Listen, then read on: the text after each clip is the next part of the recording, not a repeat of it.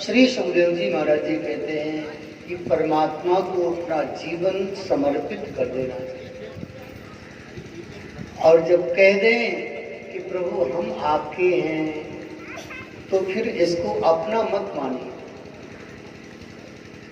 फिर मेरी कोई इच्छा नहीं होनी चाहिए। फिर इस शरीर के द्वारा क्या आया करें।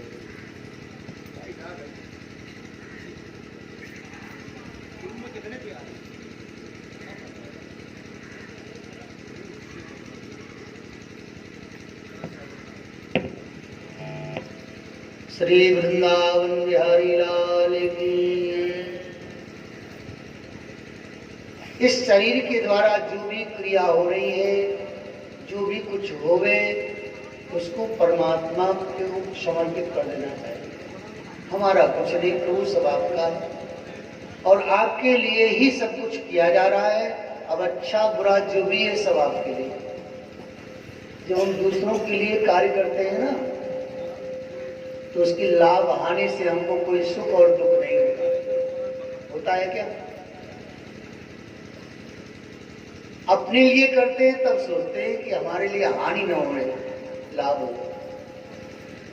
किसी दूसरी की गाड़ी मिल जाए तो फिर आप कैसे चलाते हैं? अपनी गाड़ी को बड़े संभाल करके चलाते हैं, और दूसरी की गाड़ी मिल जाए तो फिर तो आप ऐसे चलाते हैं, टूटे चाहे बिगड़े कुछ भी हो,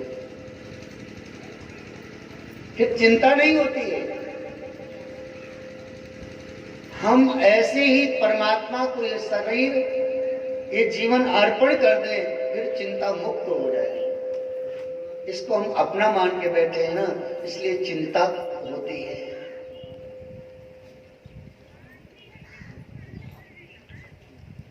महाराज सुखदेव जी कहते हैं, परमात्मा नारायण के नाभि कमल से ब्रह्मा जी का प्रादुर्भाव हुआ।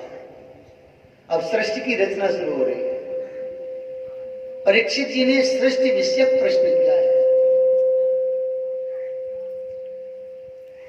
सृष्टि विषयक प्रश्न किया है कि महाराज परमात्मा सृष्टि का सृजन कैसे करते हैं? भगवान नारायण के नाभि देश से कमल का प्रादुर्भाव हुआ। उस कमल में ब्रह्मा जी प्रकट हो गए। अब ब्रह्मा जी को लगा कि मेरी उत्पत्ति कहां से हुई, मैं कहां से जन्म लिया हूं, ये पता तो होना चाहिए ना। कोई पूछेगा तुम्हारे पिताजी कौन है, तो भाई हम जानेंगे तब तो बताएंगे। तो ब्रह्मा जी उस कमल के नाल से नीचे की ओर गए खोजने कि मेरा उत्पत्ति का कारण कौन है, मेरा जन्मदाता कौन है। और कई हजार वर्ष तक उस नाल के अंदर से नीचे गए, लेकिन कोई जगह, कोई आधार नहीं मिला। लौट करके फिर नाल में कमल के ऊपर बैठ गए। चिंता करने लगे, क्या करें, कैसे पता चले कि हमारे जन्मदाता कौन है। तब आकाशवाणी हुई, तब तब तब तपस्या करो ब्रह्मा जी।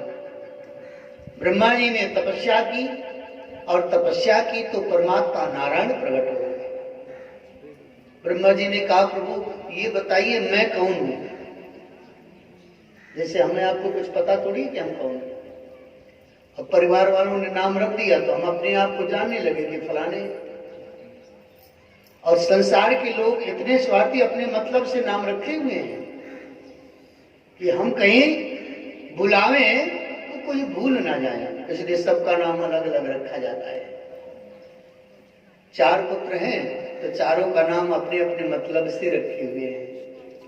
किसी का राम, किसी का भरत, किसी का शत्रुघ्न, किसी का लक्ष्मण। ये ब्रह्म का नाम नहीं है, जीव का नाम नहीं है। जीव अनामी है, जीव का कोई नाम नहीं है। ब्रह्मा जी ने कहा, महाराज बताइए तो हम हैं कौन। भगवान ने कहा, तुम कोई और नहीं हो, तुम मेरे ही अंश हो। तो महाराज मुझे आपने क्यों प्रकट किया है, मेरा नाम क्या है? बोले तुम ब्रह्मा हो। महाराज काम क्या है मेरा? बोले उत्पत्ति की रचना करना, माने सृष्टि का सृजन करना, जीव की उत्पत्ति करना। ब्रह्मा जी ने कहा कि महाराज ये हम जानते कुछ नहीं है। तब भगवान ने 4 वेद ब्रह्मा जी को दिए। इन 4 वेदों से आपको ये ज्ञात होगा कि रचना कैसे बनी। और ये 4 श्लोक की भागवत भगवान ने ब्रह्मा जी को प्रदान की, चतुश्लोकी भागवत। भगवान ने कहा तुम सृष्टि रचना करो। तो ब्रह्मा जी ने अपने इच्छा शक्ति से 4 पुत्रों की उत्पत्ति की। सनत कुमार, सनक, सनंदन, सनातन, सनत कुमार, ये सनकादिक ऋषि भी कहलाते हैं। 4 पुत्रों की उत्पत्ति की और ब्रह्मा जी ने कहा बेटा तुम सृष्टि की रचना करो, तुम शादी ब्याह कर लो और इसके बाद में फिर परिवार बढ़ेगा, ये कार्य करना है। शंकादिक ऋषि बोले पिताजी हम ये नहीं कर पाएंगे, हम तो भजन करेंगे। ब्रह्मा जी ने कहा कि तुम पुत्र कैसे हो, पिता की बात नहीं मानते हो। उन शंकादिक ऋषियों ने कहा पिता वही है जो हमें परमात्मा से मिला दे, गुरु वही है जो परमात्मा से मिला दे। आप तो संसार में फंसाने की बात करें, हम फंसने थोड़ी आए। ब्रह्मा जी को क्रोध आया और ब्रह्मा जी ने श्राप दे दिया कि जाओ तुम 5-5 वर्ष के ही रहोगे। जैसे 5 वर्ष का बालक होता है ना, उसको कोई ज्ञान ही नहीं होता। बोले तुम अबोध 5 वर्ष के बालक बराबर ही रहोगे, इससे बड़े नहीं होगे। शंकादिक ऋषि प्रसन्न हो गए, बोले पिताजी ये आपने श्राप नहीं, ये तो वरदान दिया है। बोले वरदान? हमने तो श्राप दिया है। बोले पिताजी हम भजन करने जा रहे हैं ना, तपस्या करने, तो 5 वर्ष की अवस्था के बालक जैसे रहेंगे ना, तो हमें ना कपड़े की जरूरत है, न मान सम्मान की जरूरत है, न कोई वस्त्र अलंकार की जरूरत है। पिताजी भजन में ये सब बाधा है, मान सम्मान भी बाधा है। अगर किसी ने सम्मान नहीं दिया तो अपमान समझ लेते हैं, सम्मान नहीं दिया तो अपमान समझ लेते हैं। ये दोष है महाराज। ब्रह्मा जी ने पुनः प्रयास किया और मरीच आदि 10 पुत्रों की रचना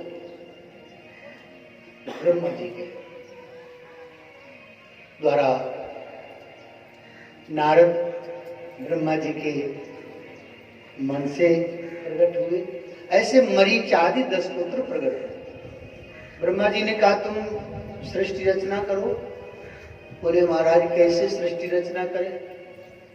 पुरुष अकेले सृष्टि रचना नहीं कर सकता। जैसे प्रकृति और ब्रह्म मिलकर के इस सृष्टि का सृजन कर रहे हैं, सृष्टि को चला रहे हैं, वैसे ही हम अकेले पुरुष हैं, कैसे हो सकता है? तो ब्रह्मा जी ने कहा तो प्रयास करते हैं। तो ब्रह्मा जी की वाणी से सरस्वती का प्रादुर्भाव हुआ। वाणी से बहुत सुंदर थी सरस्वती, उनको देख करके ब्रह्मा जी के अंदर काम जागृत हो, वासना जागृत हो। पुत्रों ने कहा पिताजी आप तो ये ठीक नहीं, आपके विचार अच्छे नहीं। तो ब्रह्मा जी को बड़ा दुख हुआ, ब्रह्मा जी ने उस शरीर का त्याग कर दिया। वही शरीर है जो ये कोहरा है ना, अंधकार, ये ब्रह्मा जी का वो शरीर है, काम से युक्त। ब्रह्मा जी ने दूसरा शरीर धारण किया और फिर ब्रह्मा जी ने विचार किया कि अब हम मानव सृष्टि की रचना करें। तो ब्रह्मा जी के दाहिने अंग से महाराज मनु और बाएं अंग से शत्रुपा का प्रादुर्भाव। मनु शत्रुपा के संयोग से 3 पुत्रियां और 2 पुत्र हुए। देवहूति, आपूति और प्रसूति, 3 ये पुत्रियां हुई। और प्रियव्रत, उत्तानपाद 2 पुत्र हुए। ब्रह्मा जी ने अपने कर्दम नाम के पुत्र से कहा कि जाओ तुम तपस्या करोगे और तपस्या करके परम पिता परमात्मा से वरदान मांगो कि हमारा विवाह हो जाएगा। विवाह हो जाएगा तो तुम्हारे द्वारा फिर सृष्टि की रचना शुरू हो जाएगी। कर्दम ऋषि सरस्वती नदी के तट पर गए और 10,000 वर्ष तक एक आसन में बैठ करके कठोर तपस्या की। भगवान नारायण प्रसन्न हो गए, प्रकट हो गए। वरदान मांगो, क्या चाहिए तुम्हें? कर्दम ऋषि ने कहा, महाराज हम आपके जैसा पुत्र चाहते हैं।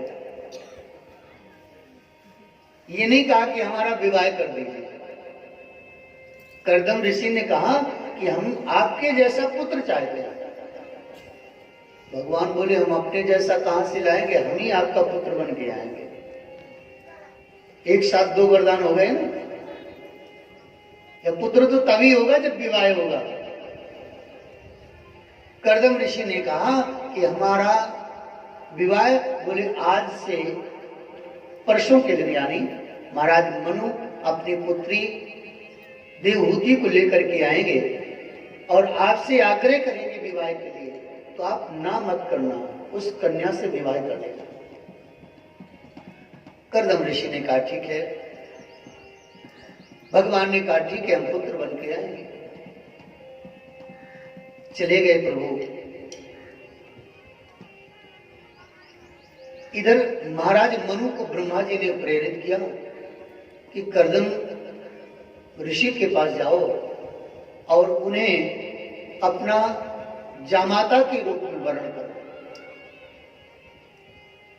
महाराज मनु अपनी कन्या देवहूति को लेकर के गए। महर्षि कर्दम को देखते ही महाराज मनु का सर झुक गया।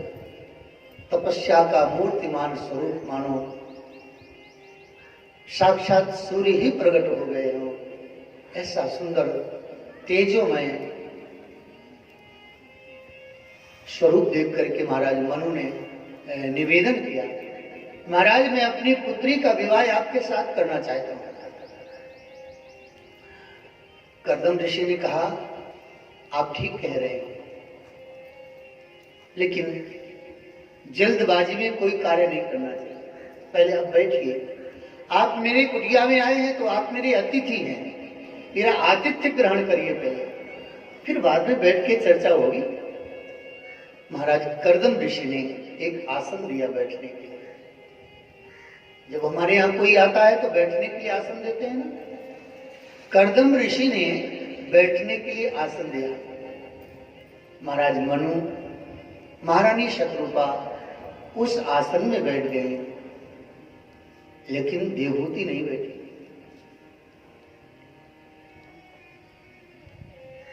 महाराज मनु ने कहा, बेटी बैठो, लेकिन देवहूति नहीं बैठी। क्यों? क्योंकि मेरे पिता ने इन कर्दम ऋषि को मेरे साथ विवाह करने का निश्चय कर लिया है। ये मेरे पति हैं और पति के बिछाए हुए आसन पर पत्नी को नहीं बैठना चाहिए। दोस्तों, यानी पति आसन बिछावे और पत्नी उस पर बैठे, ये दोष है। देवहूति ने विचार किया कि पति के बिछाए हुए आसन पर मैं कैसे बैठूं? मैं अगर उनके बिछाए हुए आसन पर बैठूं तो मेरा पातिव्रत्य नष्ट हो जाएगा। अभी विवाह नहीं हुआ, लेकिन पिता ने विवाह निश्चय कर लिया, इसलिए हमारे पति हो चुके हैं।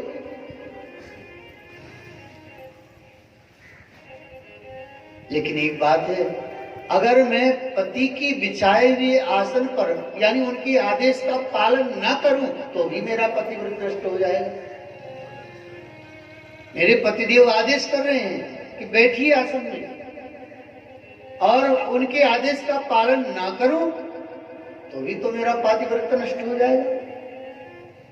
देवहूति धर्म संकट में आ गए।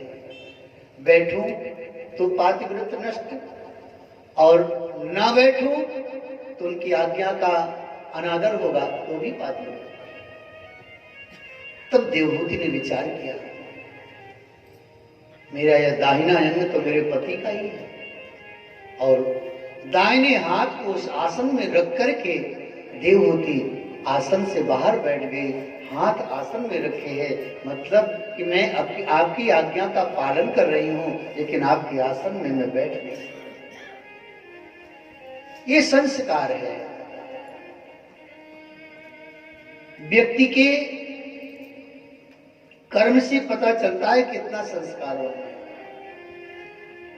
देवहूति के इस प्रकार विवेक युक्त व्यवहार को देखकर महाराज कर्दम अति प्रसन्न हुए, और कर्दम ऋषि ने शर्त रखी। मनु महाराज से कहा, मैं आपकी पुत्री के साथ विवाह कर सकता हूं, लेकिन मेरी दो शर्तें हैं।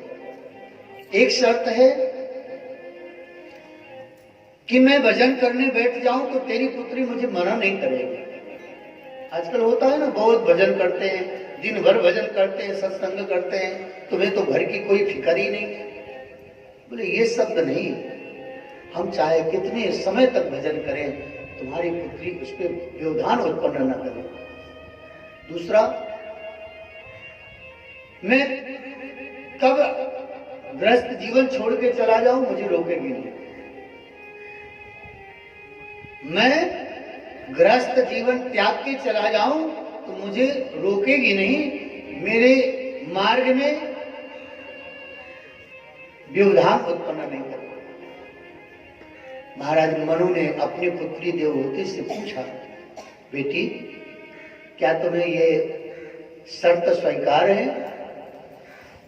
देवहूति ने सर झुका लिया। पिता के सामने कैसे कह सकती है कुछ?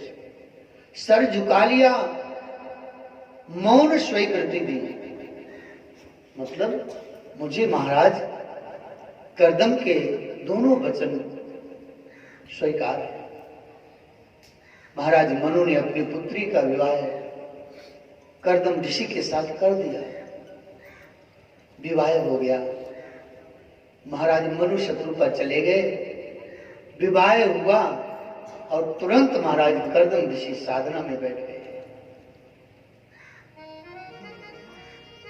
आंख बंद किया, समाधिस्थ हो गए, और 1-2 वर्ष नहीं 100 वर्ष की समाधि लगी।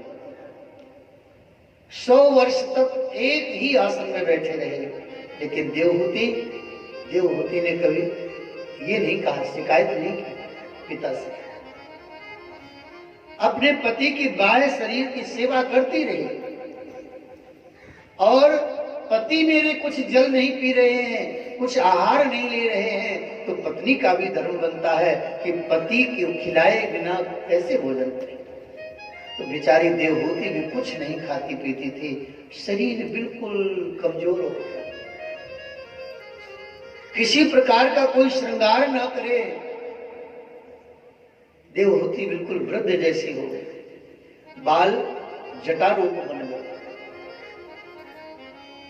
100 वर्ष के बाद जब महाराज कर्दम जी की समाधि खुली, भूल गए कर्दम ऋषि कि हमारा विवाह भी कभी हुआ।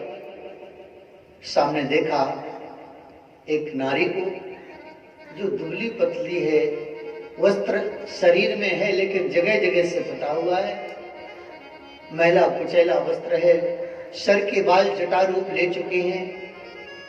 कर्दम ऋषि ने पूछा, देवी तुम कौन हो, कहां से आई हो और क्या चाहती हो? इतनी बात कहती है देवहूति विलप करके रो पड़ी, चरणों में प्रणाम किया, हाथ जोड़ करके निवेदन किया, स्वामी आप मुझे भूल गए? आपने 100 वर्ष पूर्व मेरे साथ पाणी ग्रहण संस्कार किया, मेरे साथ विवाह किया, मैं आपकी धर्म पत्नी हूं, आप याद करिए प्रभु। कर्दम ऋषि को याद आया, अरे इस देवी को देखो तुम, कितना धैर्य इसका। 100 वर्ष तक इसने मुझे समाधि में रहते हुए भी मेरी प्रतीक्षा की। कर्दम ऋषि को बहुत करुणा आ गई, और कर्दम ऋषि ने अपने तपस्या के बल से एक दिव्य विमान की रचना की, लोहे का विमान। उसका नाम था कामगम, विमान का नाम, जो मन की इच्छा के अनुसार चलता था। 100 योजन के विस्तार का वह विमान, जिसमें संसार के सारे भोग पदार्थ विद्यमान थे। सुंदर सुंदर सरोवर थे उस विमान में, सुंदर सुंदर बाग बगीचे थे, और 200 सुंदर दिव्य कन्याएं उसमें थी। कर्दम ऋषि ने कहा, देवी जाओ, अब इस विमान में प्रवेश करो।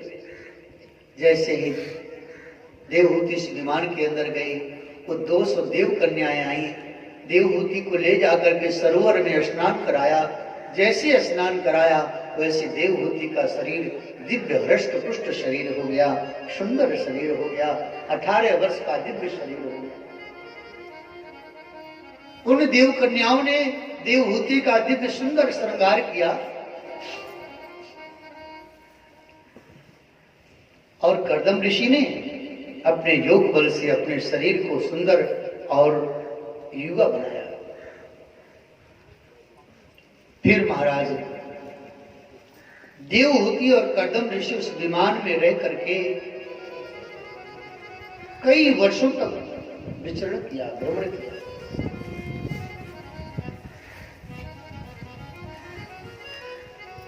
उस भ्रमण काल में देवहूति के गर्भ से 9 कन्याएं प्रकट हुई।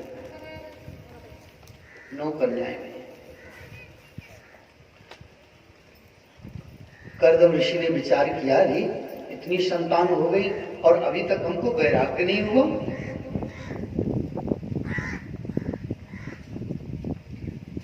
एक दिन कर्दम ऋषि को वैराग्य हो गया। देवहूति के पास आए और बोले, देवी अब हम भजन करने जा रहे हैं, तपस्या करने, अब तुम इन कन्याओं का लालन पालन करो, इनकी व्यवस्था देखो, अब हम जा रहे हैं। देवहूति कर्दम ऋषि के चरणों में प्रणाम करके हाथ जोड़ करके बोले, स्वामी ये कन्याएं तो परघर की संपदा है, ये तो दूसरे घर की संपत्ति है, और इन कन्याओं के लिए इनके योग्य वर की खोज कौन करेगा? हम तो स्त्री हैं, नारी हैं, हम कहां ढूंढेंगे? तो आप इस दायित्व का भी पालन करके इसकी बात चाहिए, और मुझे कोई ऐसा सहारा दे दीजिए जिससे आपके जाने के बाद भी मैं उसके सहारे जीवन यापन कर लूं। तब कर्दम ऋषि को याद आया कि भगवान नारायण ने मुझे वचन दिया था कि हम आपके यहाँ पुत्र बन के आएंगे।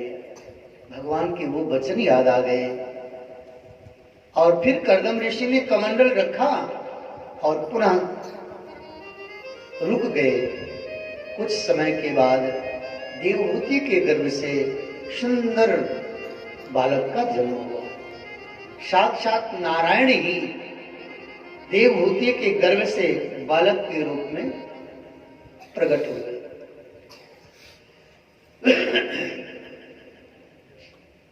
उस बालक को देख करके कर्दम ऋषि बड़े प्रसन्न भये। ब्रह्मा अपने पुत्रों के सहित वहां आए, और ब्रह्मा जी ने सारे संस्कार किए उस बालक के, और ब्रह्मा जी ने कर्दम ऋषि से कहा कि हे पुत्र, ये जो तुम्हारा पुत्र है ना, ये साक्षात नारायण ही पुत्र बन के आए, इनका नाम कपिल होगा। बोलिए कपिल भगवान की। कपिल देव भगवान का प्राकट्य हुआ। महाराज कर्दम जी ने विचार किया कि मेरी 9 कन्याएं हैं, ब्रह्मा जी से निवेदन किया, आपके 9 पुत्र हैं, मेरी 9 कन्याएं हैं, चलो इनका विवाह कर देते हैं। और ब्रह्मा जी के 9 पुत्रों के साथ कर्दम ऋषि ने अपनी 9 कन्याओं का विवाह कर दिया।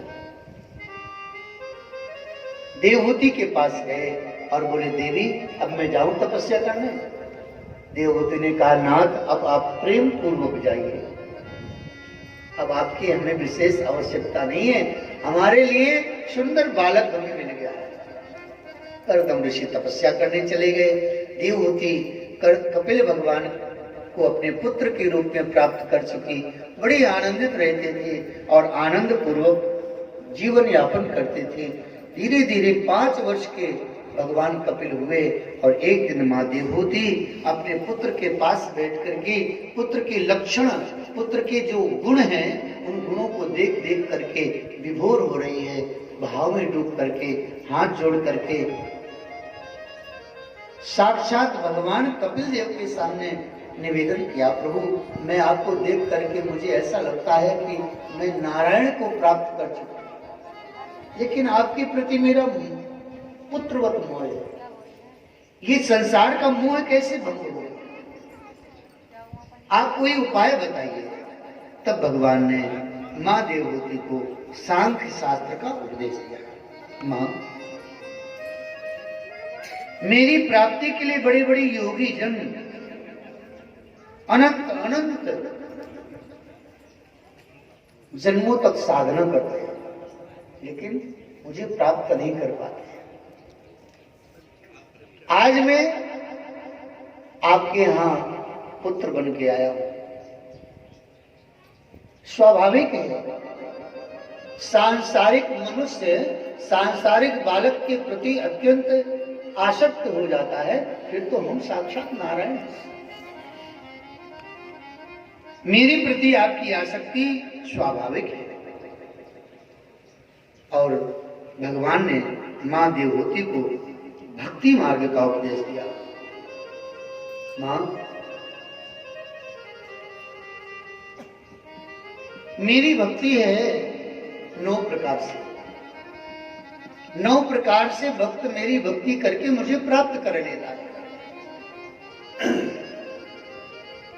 श्रवणम कीर्तनम विष्णु स्मरणम पाद सेवनम अर्चनम वंदनम दास्यम सख्यमात्मो निवेदनम।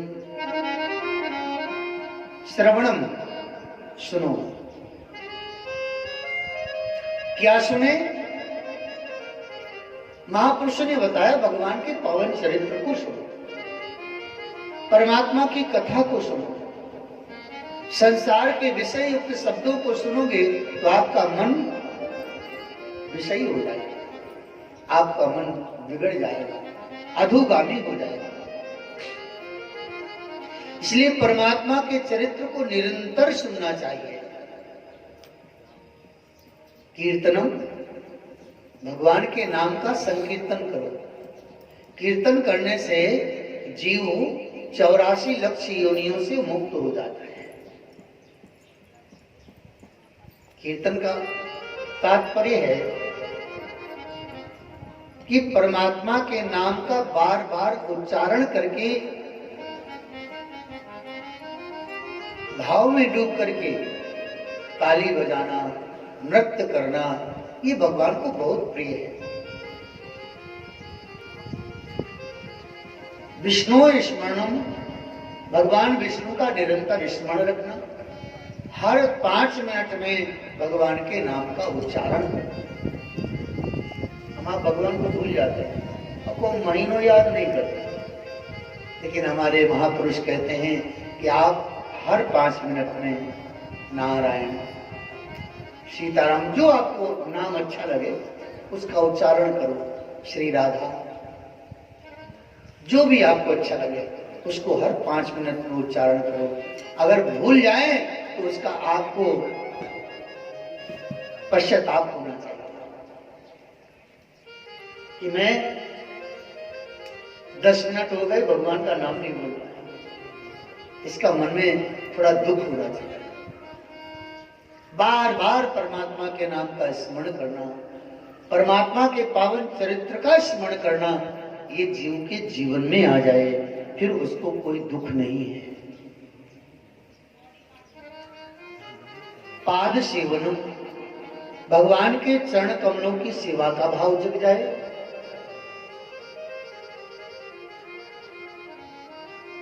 अर्चनम, भगवान की पूजा करने का मन करे। वंदनम, भगवान को प्रणाम करने का मन करे।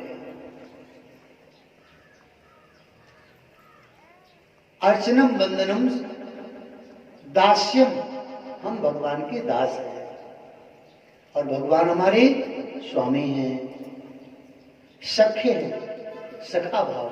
भगवान को सखा भाव और प्रिय लगता है। भगवान कहते हैं मुझसे कोई संबंध बना लो, संबंध बनाने से प्रेम बढ़ता है। जैसे हमारे आपका बीच में कोई संबंध है तभी तो अपन लोग प्रेम करते हैं। कोई भी संबंध बना लो भगवान से, कोई संबंध नहीं होगा तो प्रेम कैसे बढ़ेगा? नहीं बढ़ेगा ना। भगवान कहते हैं मुझसे कोई संबंध बना लो, सखा बना लो। आपके पास भाई नहीं है तो भाई बना लो, पुत्र नहीं है तो मुझे पुत्र मान लो, पिता नहीं है तो मुझे पिता मान लो। यानी जो संबंध का अभाव आपके जीवन में है वही संबंधी मुझे बना लो। एक सेठ जी थे, सेठ जी, और उनके 4 बेटे थे, लेकिन बेटी नहीं थी, पुत्री नहीं थी। अब सेठ जी बेचारे दुखी रहते थे कि देखो हमारे एक बेटी भी होती तो हमारा घर आंगन कितना अच्छा लगता। बेटी बढ़िया सुंदर खेल रही होती। बेटे तो मन चले होते हैं, बेटा किसी की नहीं सुनता है। बेटी, पिता की सबसे ज्यादा चिंता बेटी को होती है। हम ये नहीं कह रहे हैं कि बेटा को नहीं होती है, लेकिन बेटी को ज्यादा ही होती है। शेर जी को बड़ी इच्छा थी कि एक बेटी होती, और जब कभी रोते भगवान से प्रार्थना करते, प्रभु मैं कितना अभागा हूं कि मेरे यहाँ बेटी नहीं है। बेटी अगर आपके यहाँ आती है ना तो आप समझ लीजिए कि आपका सौभाग्य है। पुत्र मिले तो भाग्य है, लेकिन पुत्री मिले तो सौभाग्य है। पुत्री अगर आती है, कहते हैं कलयुग में कन्यादान सबसे बड़ा दान है, और जिस हाथ से कन्यादान नहीं हुआ कहते हैं वो हाथ व्यर्थ है। लेकिन आजकल तो महाराज बेटी हो जाए तो बड़ी चिंता हो जाती है। एक बात बतावें, बेटी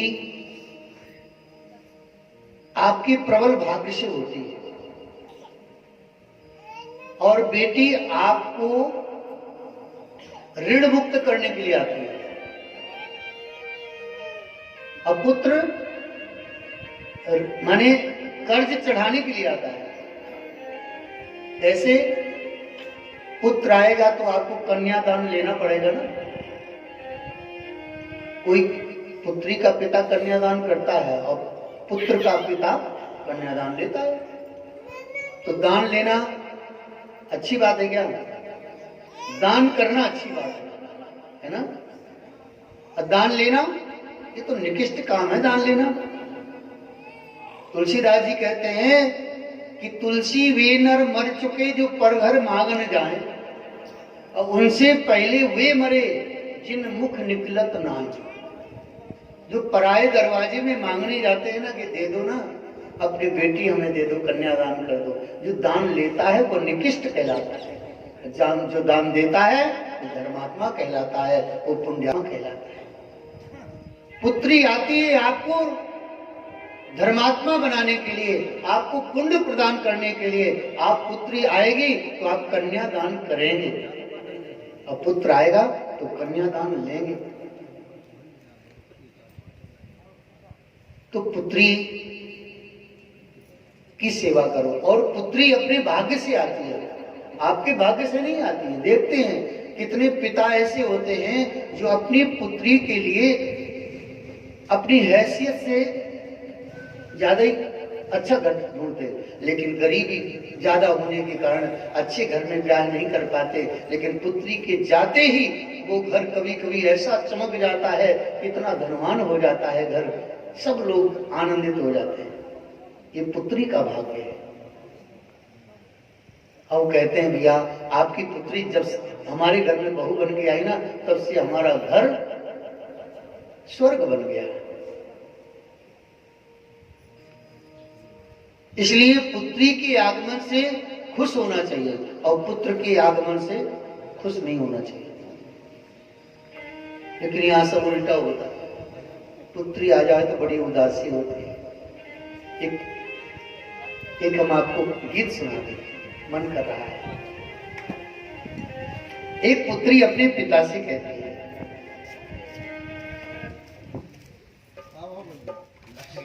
चलिए